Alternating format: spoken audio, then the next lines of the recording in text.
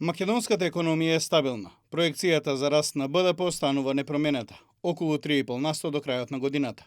Моментално во првиот квартал македонската економија порасна за 3,3%.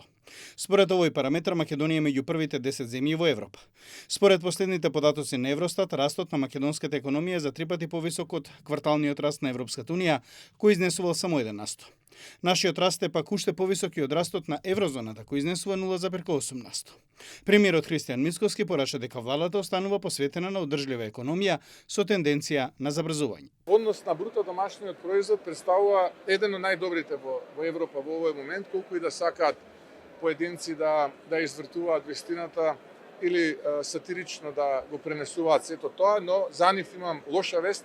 Македонија забрзува, Македонија победува и Македонија како многу пати во историјата ќе победи. Очекувањата за растот на економијата се должи на низата инфраструктурни проекти, изградбата на пругата кон Бугарија, автопатите во делот на коридорот 8 и 10Д, како инвестициите во локалната инфраструктура.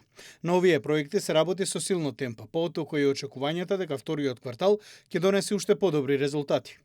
Клучно според владата е парите за капитални проекти да се трошат според планираното. Во овој процес предничи Министерството за транспорт, каде реализацијата досега годинава е над очекувањата.